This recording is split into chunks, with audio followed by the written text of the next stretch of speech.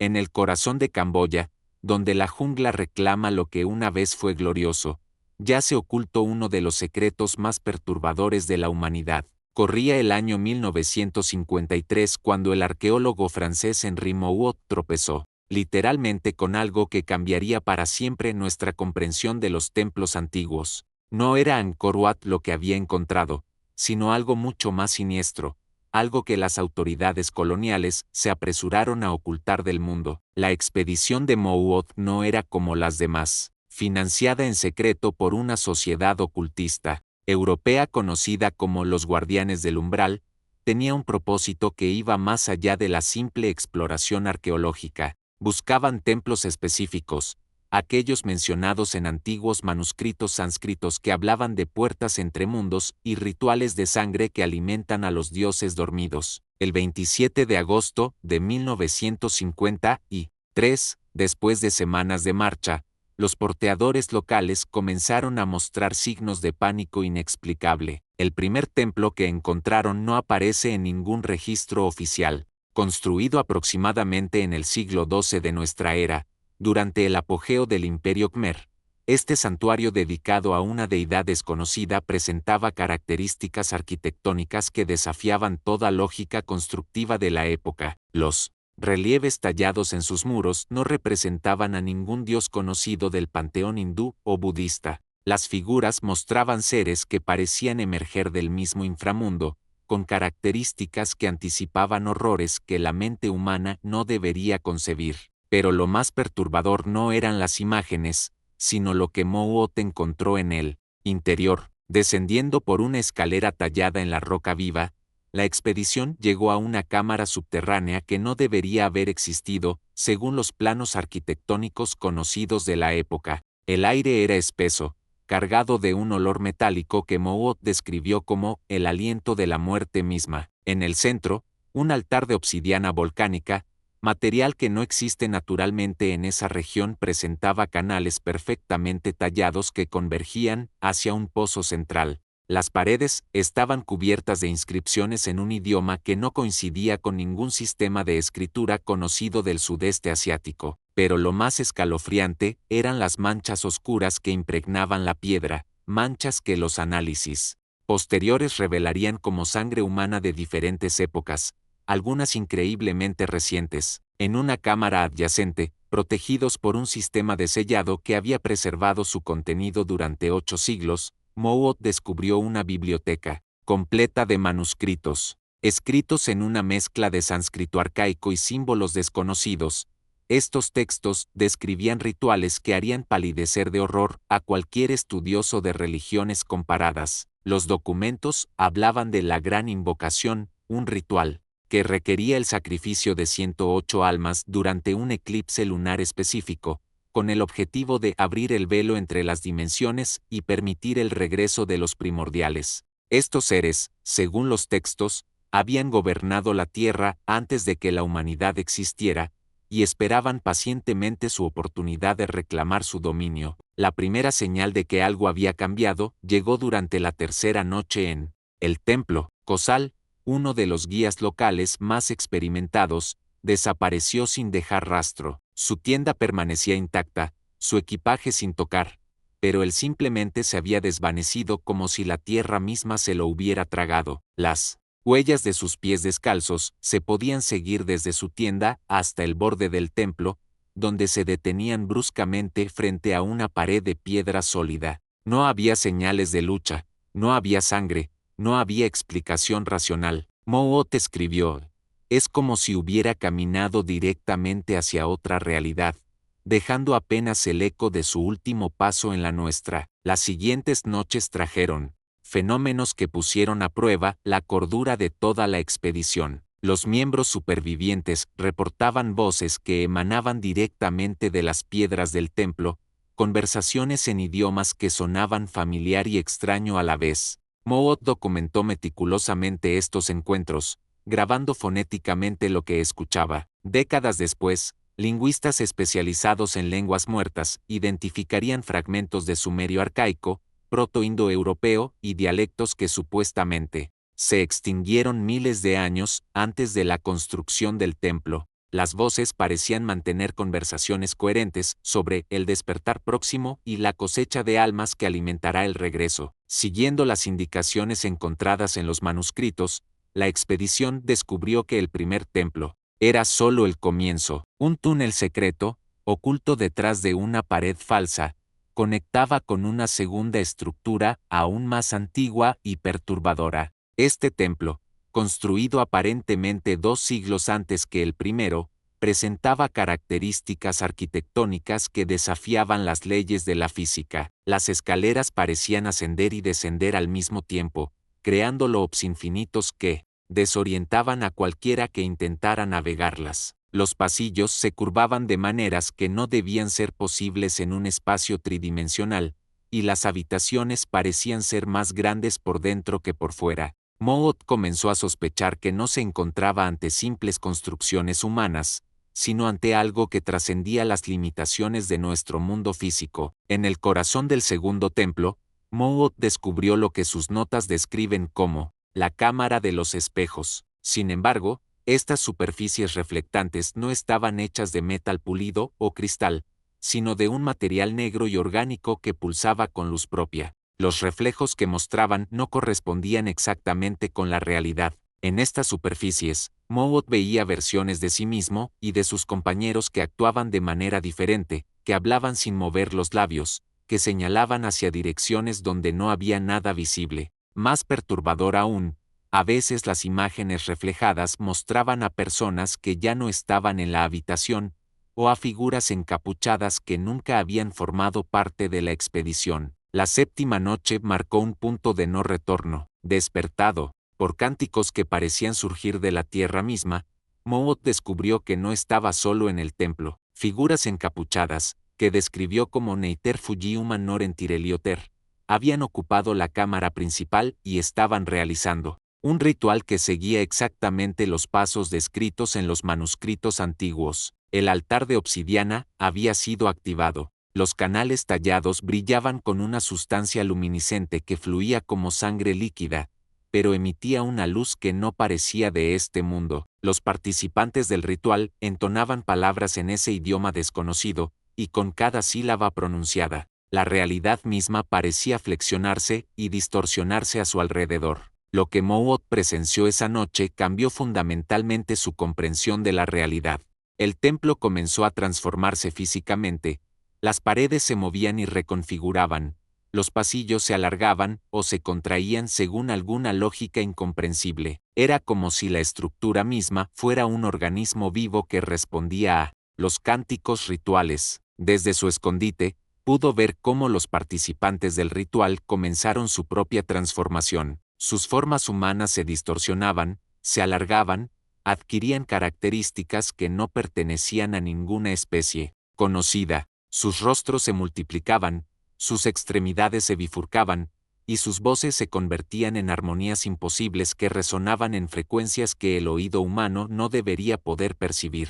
En el clímax del ritual, algo respondió a la invocación. Moot escribió sobre una presencia que no podía ver pero que sentía con cada fibra de su ser, algo antiguo más allá de toda comprensión humana, algo que había estado durmiendo en las profundidades de la tierra durante milenios. La temperatura del aire cambió, no solo se volvió más frío, sino que adquirió una cualidad diferente, como si el mismo concepto de temperatura hubiera sido redefinido. Los objetos en la cámara comenzaron a desafiar la gravedad, no flotando hacia arriba, sino moviéndose en direcciones que no existían en el espacio tridimensional normal. El aire se volvió viscoso como agua, y Moot sintió que podía nadar a través de él. La distinción entre arriba y abajo, entre antes y después, comenzó a disolverse. Cuando Moot intentó huir, descubrió que el templo ya no seguía las mismas reglas espaciales que había observado durante su exploración. Los pasillos que conocía llevaban a habitaciones que nunca había visto, las escaleras descendían hacia niveles que no podían existir bajo tierra, y las puertas se abrían a espacios que claramente no pertenecían al mismo edificio. Sus notas describen una huida de pesadilla donde cada paso lo alejaba más de la salida conocida y lo adentraba en profundidades arquitectónicas que desafiaban toda lógica. Las paredes respiraban como piel viva, los techos se curvaban hacia dimensiones imposibles, y el suelo ondulaba como la superficie de un océano petrificado. Durante su huida, Moot se encontró con sus compañeros de expedición, pero ya no eran las personas que había conocido. Sus rostros conservaban características reconocibles, pero habían adquirido una cualidad que él describió como fundamentalmente diferente, como si hubieran sido reescritos por una mano que no comprende completamente la forma humana. Hablaban con sus voces familiares, pero las palabras que pronunciaban no formaban oraciones coherentes en ningún idioma humano. Se movían de maneras que violaban la anatomía básica, sus articulaciones se doblaban en ángulos imposibles, y sus ojos reflejaban conocimientos que ninguna mente humana debería poseer. Cuando intentaba acercarse a ellos, se desvanecían como humo, solo para reaparecer en lugares donde no podrían haber llegado. En su desesperada búsqueda de una salida, Moot se topó con una biblioteca que no había estado allí antes. Los manuscritos se escribían solos, las páginas se llenaban de texto en tiempo real, documentando eventos que estaban ocurriendo en ese mismo momento. Con horror, encontró páginas que narraban su propia huida con detalles que solo él podía conocer.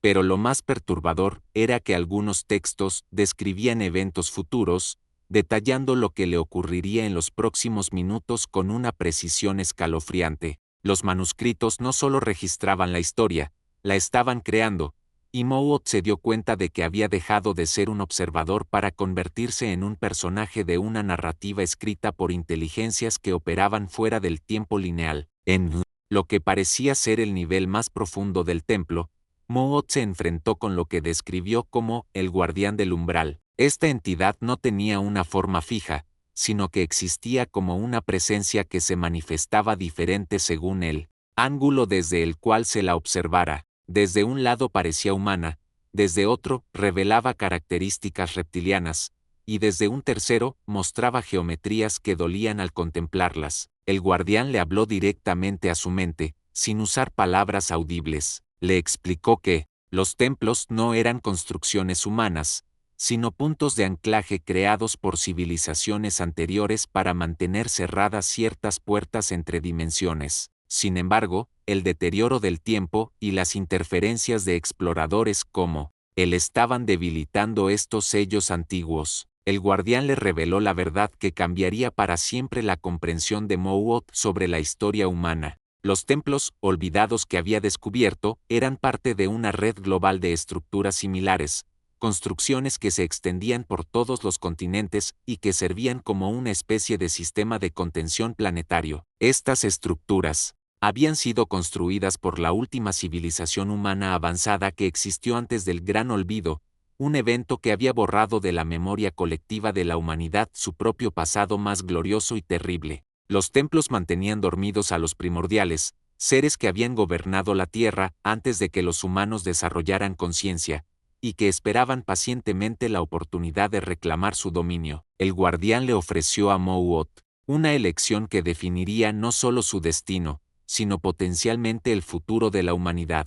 Podía convertirse en un nuevo guardián, adquiriendo conocimientos y poderes que trascendían la comprensión humana normal, pero perdiendo para siempre su humanidad, o podía intentar escapar, sabiendo que su interferencia ya había debilitado los sellos y que otros exploradores seguirían llegando. La tercera opción, la más terrible, era convertirse en un agente activo del despertar, ayudando a completar los rituales que liberarían a los primordiales a cambio de un lugar privilegiado en el nuevo orden mundial que establecerían. Cada elección tenía consecuencias que se extenderían mucho más allá de su propia vida, afectando el destino de generaciones futuras de la humanidad. Los registros se vuelven confusos en este punto. Moot aparentemente logró escapar del templo, pero sus notas posteriores sugieren que no regresó completamente intacto. Sus escritos se volvieron erráticos, alternando entre lucidez científica y declaraciones que rayaban en la locura profética. Describía visiones de futuros posibles donde la humanidad se enfrentaba a horrores que emergían de la tierra misma. Sus dibujos mostraban mapas de otros sitios templarios alrededor del mundo, ubicaciones que no deberían haber conocido pero que resultaron ser sorprendentemente precisas cuando décadas después otros exploradores las verificaron. Era como si hubiera adquirido acceso a un conocimiento global que trascendía su experiencia personal limitada a esa región de Camboya. Henry Mowat murió oficialmente de malaria el 10 de noviembre de 1861, pero las circunstancias de su muerte fueron tan misteriosas como su último descubrimiento. Su cuerpo fue encontrado en una choza local, pero los testimonios de los nativos describían fenómenos inexplicables durante sus últimos días, voces que hablaban desde su cuerpo cuando estaba inconsciente, escritura automática en idiomas que no conocía, y visitas nocturnas de figuras que no dejaban huellas. Sus notas permanecieron ocultas en los archivos de la Société Géographique durante más de un siglo, clasificadas bajo el más alto nivel de secreto. Solo vinieron a la luz cuando un investigador moderno, el Dr. James Morrison de la Universidad de Oxford, obtuvo acceso a estos documentos mientras investigaba la historia de las expediciones coloniales francesas. Lo que encontró lo llevó a iniciar su propia búsqueda de estos templos olvidados. Pero Morrison no sabía que al abrir esos archivos, al leer esas notas, al despertar interés en estos lugares olvidados, había iniciado una cadena de eventos que los antiguos guardianes habían trabajado durante siglos para prevenir. El conocimiento de estos templos no era solo información histórica, era una llave que abría puertas que debían permanecer selladas para siempre. Pero esa es solo la primera parte de esta historia prohibida, porque el Dr. Morrison no se conformaría con simplemente leer sobre estos templos. Su obsesión lo llevaría a formar su propia expedición, y lo que descubriría en esas ruinas cambiaría no solo su destino, sino que abriría una puerta que había permanecido cerrada durante 8 siglos. Una puerta que algunos creen que nunca debió ser abierta, y otros han estado esperando pacientemente que alguien encontrara. 3 meses después de descubrir el diario de Henry Mowat, el Dr. James Morrison había transformado su oficina en la Universidad de Oxford, en lo que sus colegas describían como el santuario de un loco. Mapas antiguos cubrían cada pared, conectados por hilos rojos, que trazaban patrones geométricos inexplicables entre ubicaciones de templos en 5 continentes diferentes. Morrison no había dormido más de 2 horas seguidas desde que leyó la primera página del diario. Sus sueños, cuando llegaban, estaban plagados de visiones de estructuras imposibles y susurros en idiomas que no debería conocer pero que comprendía perfectamente. Sus colegas notaron cambios perturbadores. Hablaba solo en antiguos dialectos durante las conferencias, y sus pupilas reflejaban una luz que no provenía de ninguna fuente visible en la habitación. Lo que Morrison había descubierto trascendía los hallazgos de Mowat, utilizando tecnología satelital moderna y bases de datos arqueológicas globales.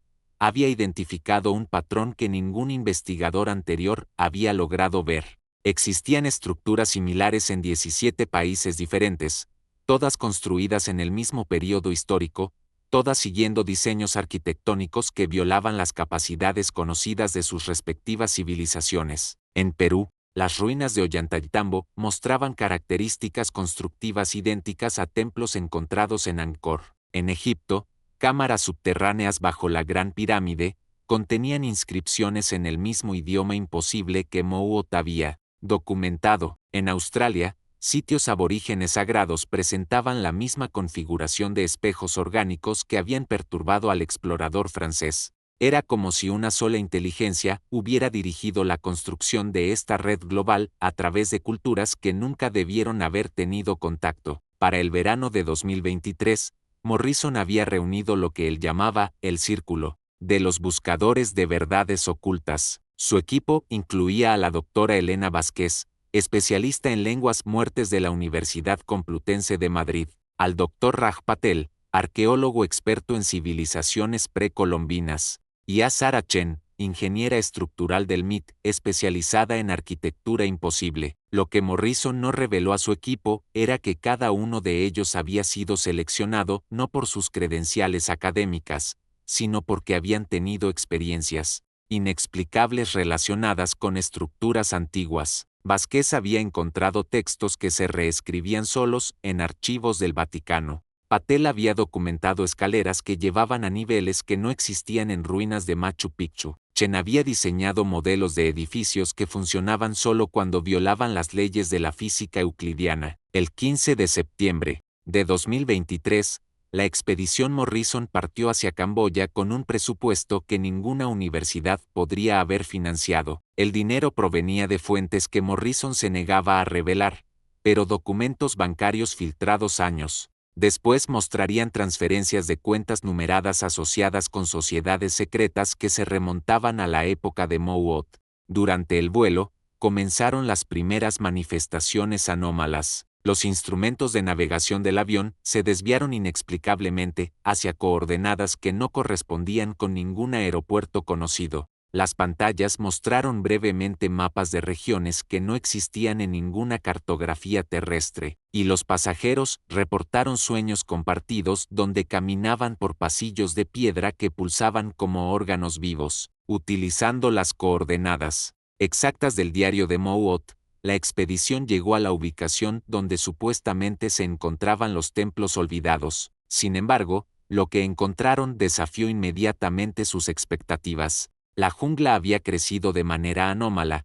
Los árboles formaban patrones geométricos perfectos cuando se observaban desde el aire, y la vegetación parecía más densa y antigua de lo que era posible en esa región. Los guías locales se negaron a acercarse más allá de cierto perímetro invisible. Describían la zona como maldita por espíritus que no pertenecen a este mundo, y señalaban que ningún animal habitaba en un radio de 5 kilómetros alrededor del sitio. El silencio era tan completo que resultaba opresivo, como si la misma naturaleza hubiera decidido evitar ese lugar. El equipo estableció su campamento base a exactamente 3 kilómetros de las coordenadas del templo, la máxima distancia desde la cual sus equipos electrónicos funcionaban normalmente. Más cerca de esa ubicación, todos los dispositivos comenzaban a funcionar mal de maneras que desafiaban la comprensión de Chen. Las baterías se agotaban instantáneamente o se cargaban más allá de su capacidad teórica.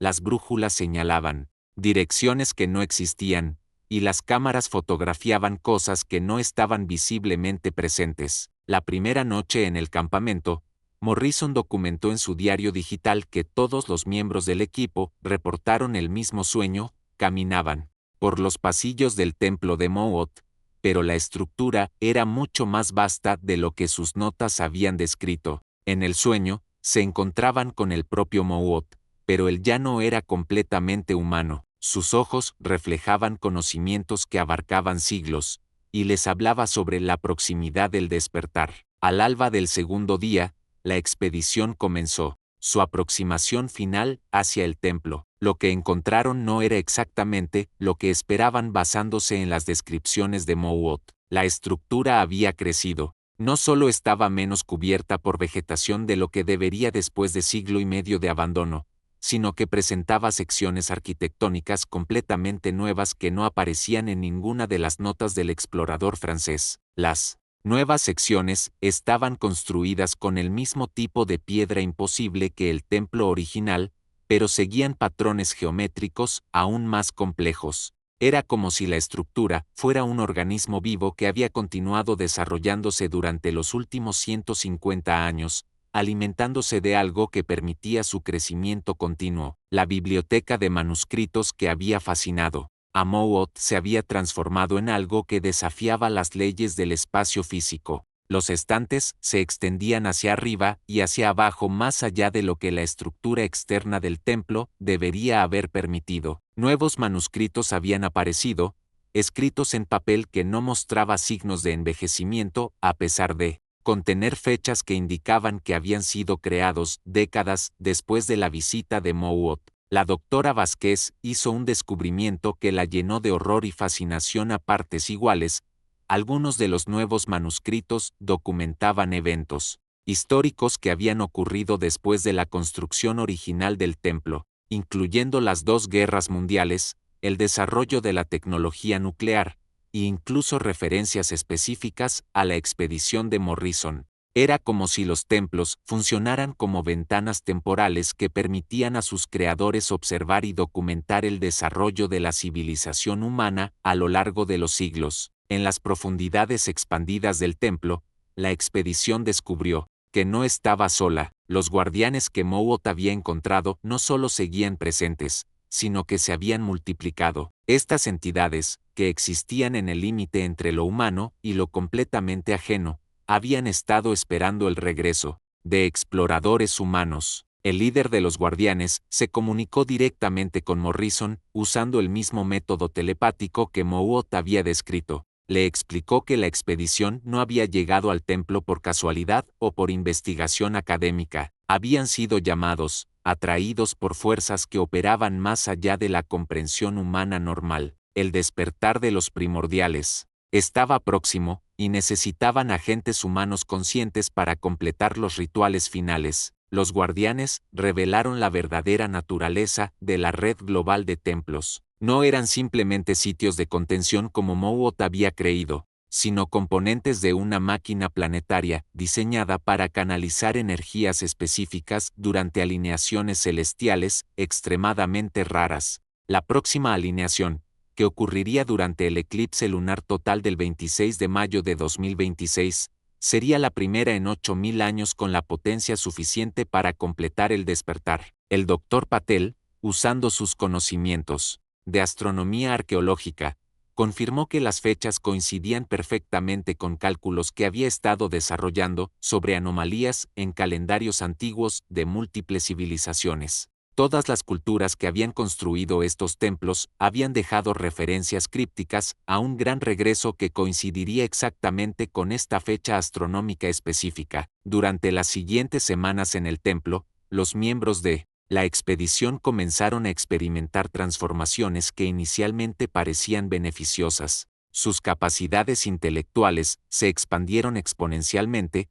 Vázquez podía leer y comprender textos en idiomas que nunca había estudiado.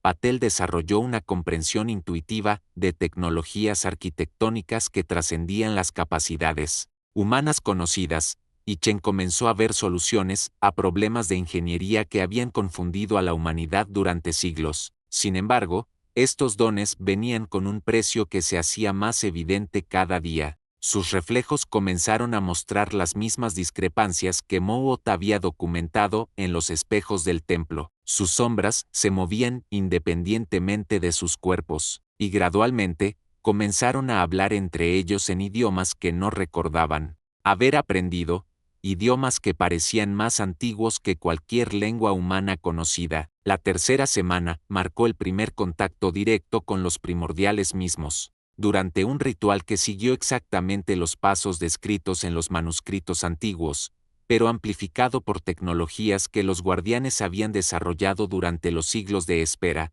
las barreras entre dimensiones se adelgazaron lo suficiente para permitir comunicación directa. Los primordiales no eran malevolentes en el sentido humano de la palabra. Su concepto de existencia trascendía las categorías morales humanas de bien y mal. Eran fuerzas de transformación que operaban en escalas temporales y dimensionales que la mente humana apenas podía comenzar a comprender. Su regreso no significaba la destrucción de la humanidad, sino su evolución hacia algo completamente diferente, algo que podría existir en múltiples dimensiones simultáneamente. Enfrentados con la realidad de lo que habían descubierto, los miembros de la expedición se vieron forzados a tomar una decisión que afectaría no solo sus propios destinos, sino el futuro de la especie humana. Los primordiales ofrecían tres caminos: resistir el despertar y mantener a la humanidad en su estado evolutivo actual pero limitado, facilitar el despertar y guiar la transformación de la humanidad hacia un nuevo nivel de existencia, o convertirse en híbridos que podrían servir como puentes entre la humanidad antigua y la nueva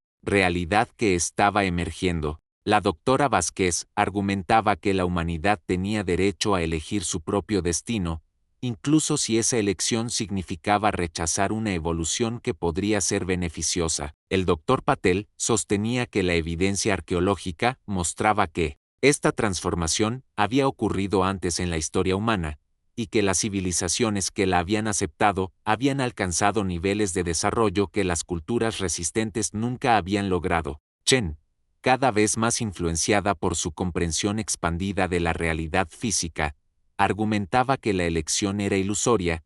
Las fuerzas en movimiento eran demasiado grandes para ser detenidas por voluntad humana. Lo que Morrison y su equipo no sabían era que expediciones similares habían sido iniciadas simultáneamente en cada uno de los 17 sitios templarios que él había identificado. Académicos, arqueólogos y exploradores de todo el mundo habían sido sutilmente guiados hacia estos descubrimientos, cada uno creyendo que su investigación era independiente y original. En Perú, un equipo de la Universidad Nacional Mayor de San Marcos había activado los mecanismos ocultos de Ollantaytambo. En Egipto, arqueólogos del Instituto Oriental habían descubierto cámaras nuevas bajo las pirámides que contenían los mismos altares de obsidiana. En Australia, investigadores aborígenes habían comenzado a experimentar las mismas transformaciones que afectaban al equipo de Morrison. Era una coordinación global que había sido orquestada durante décadas por fuerzas que operaban mucho más allá de la comprensión académica normal. A medida que se acercaba el eclipse lunar del 26 de mayo de 2026,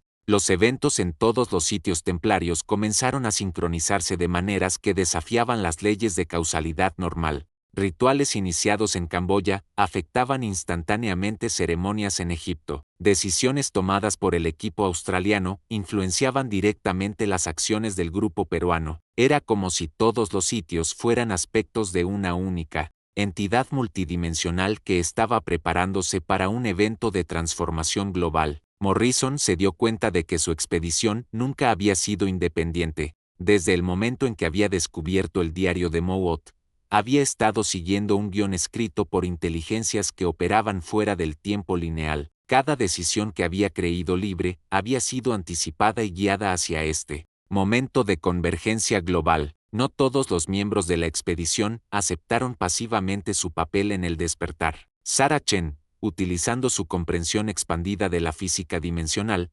intentó sabotear los mecanismos del templo que estaban sincronizando con las otras ubicaciones globales. Su plan era crear un feedback loop que colapsaría la red dimensional y detendría el proceso de despertar indefinidamente. Sin embargo, su intento de sabotaje reveló que las transformaciones que había experimentado eran más profundas de lo que había comprendido. Cuando intentó dañar los mecanismos del templo, su propio cuerpo reaccionó como si fuera parte integral del sistema. El dolor que sintió no era físico sino existencial, como si estuviera tratando de amputar parte de su propia esencia dimensional. Los guardianes revelaron que el despertar final requería no solo la activación de todos los sitios templarios, sino también el sacrificio consciente de los equipos de investigación que habían activado cada sitio. No se trataba de muerte en el sentido tradicional, sino de una transformación que los convertiría en componentes permanentes de la red dimensional que mantendría estables las conexiones entre mundos. Morrison, enfrentado con la realidad de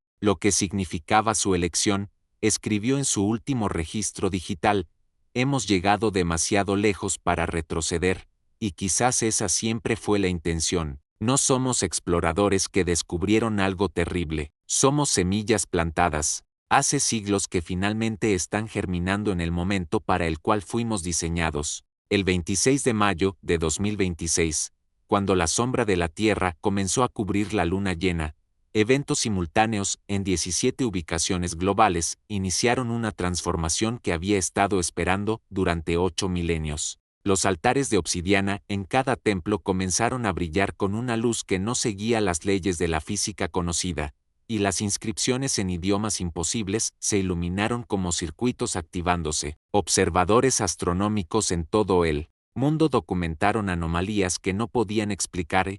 La luna no solo se oscureció durante el eclipse, sino que pareció cambiar de forma, mostrando características superficiales que no correspondían con ninguna cartografía lunar conocida. Satélites detectaron emisiones de energía que emergían de la superficie terrestre en patrones geométricos que coincidían exactamente con la ubicación de los sitios templarios. El despertar de los primordiales no fue el evento apocalíptico. que muchas tradiciones religiosas habían anticipado, ni la invasión alienígena que la ciencia ficción había imaginado. Fue una transformación sutil pero fundamental de la realidad misma. Las personas alrededor del mundo comenzaron a experimentar cambios en la percepción, veían colores que no tenían nombres, escuchaban música en frecuencias que no deberían ser audibles, y desarrollaron intuiciones sobre aspectos de la realidad que anteriormente habían sido imperceptibles. Los efectos no fueron uniformes. Aproximadamente el 30% de la población mundial experimentó algún nivel de expansión perceptual. Otro 40% permaneció completamente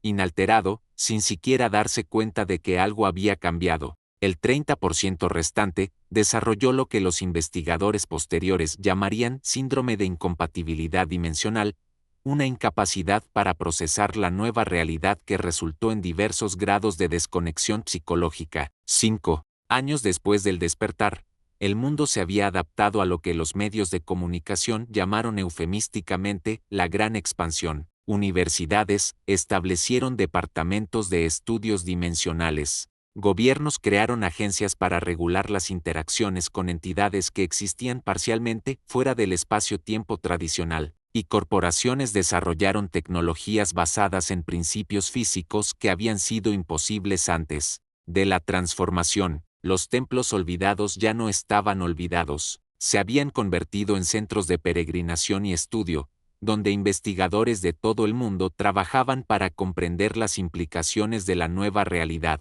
Morrison, Vázquez, Patel y Chen habían logrado una forma de inmortalidad, existiendo simultáneamente como individuos conscientes y como componentes integrados de la red dimensional que ahora conectaba la Tierra con realidades que se extendían mucho más allá de las 3 dimensiones tradicionales. Pero incluso ahora, cuando la humanidad ha comenzado a adaptarse a su nueva realidad expandida, los antiguos manuscritos hablan de otra transformación que está por venir. Los primordiales que despertaron no eran los únicos seres que habían estado durmiendo en las profundidades de la realidad. Existen otros, más antiguos, más poderosos, y según los textos más crípticos, menos benevolentes hacia la continuidad de la conciencia humana en cualquier forma. Los templos olvidados guardaban secretos que la humanidad no estaba preparada para conocer. Pero ahora que esos secretos han sido revelados, no hay retorno posible. La pregunta que permanece no es si la humanidad sobrevivirá a estas transformaciones, sino si lo que emerja al final de este proceso evolutivo seguirá siendo reconocible como descendiente de la especie que una vez se llamó Homo sapiens.